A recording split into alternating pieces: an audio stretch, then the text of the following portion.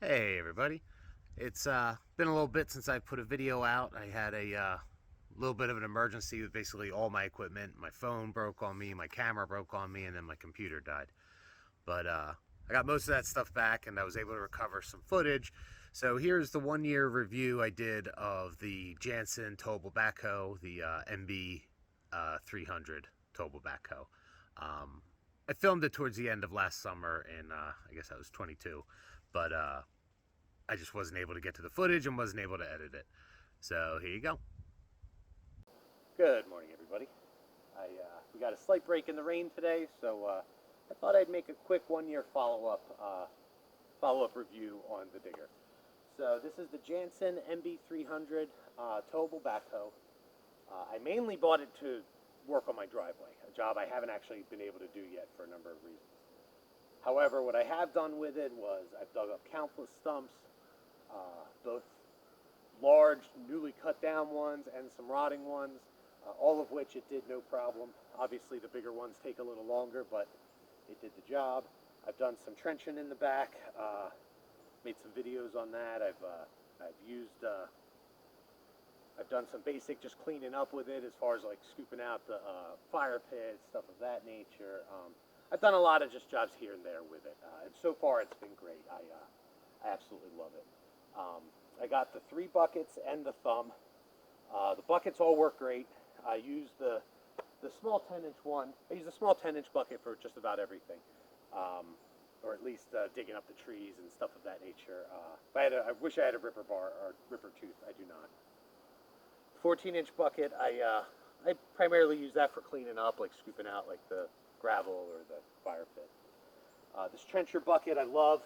This I use in the back for digging the big trenches because it's got the 8-inch up front, 24 in the back, and it just chews into everything. So all those are great. I do wish I got the 24-inch flat bucket with no teeth.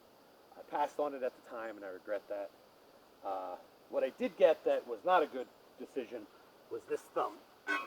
This is the thumb that Jansen sells, and I will say overall Jansen is a great company. I absolutely love their product.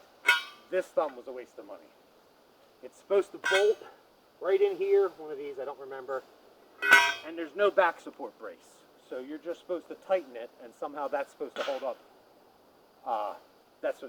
And I've never been able to get it tight enough to do anything.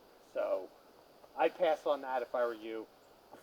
If anybody watching this is knowing what I'm doing wrong and there's something I'm just not seeing here, please let me know, because I'd absolutely love to use the thumb. I'm probably going to try to rig up something where I weld something there and just kind of give it a little brace, but I just get nervous doing stuff like that. But one thing I will say is I didn't love the thumb. One issue I did have in the beginning was one of these was leaking, so the boom arm would just drop down. Contacted Jansen support. They sent me one out free of charge. All I had to do was swap out the cables and the arm things. The one controller arm, for some reason, was popping out. I put a washer on it, and that fixed it, no problem. But they were really good with that.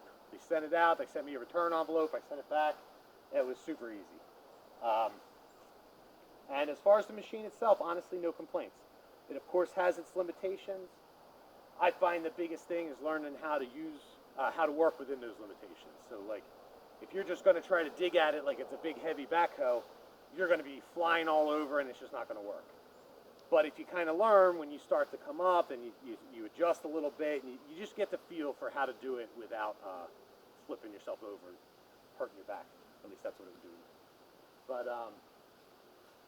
yeah, so if you're considering it, one thing I will say, I don't want to bash the Harbor Freight one, but since if you're watching this video, you're probably in the same place I was a year ago trying to decide whether you're going to get the Harbor Freight one or spend a little bit more money and get this one or the Backhoe one, which I've heard good things about. And I'll just say the reasons why I didn't go with the Harbor Freight one. This just seemed a lot more heavy duty. The cylinders are bigger. The steel itself seems thicker. Now, I have never compared them side by side, but I see a lot of people online with bent cylinders, ripped open buckets, and I can't imagine what they are doing with theirs that I'm not doing with mine. So that was the big reason. I liked the two controls better. And honestly, a big one was the boom radius.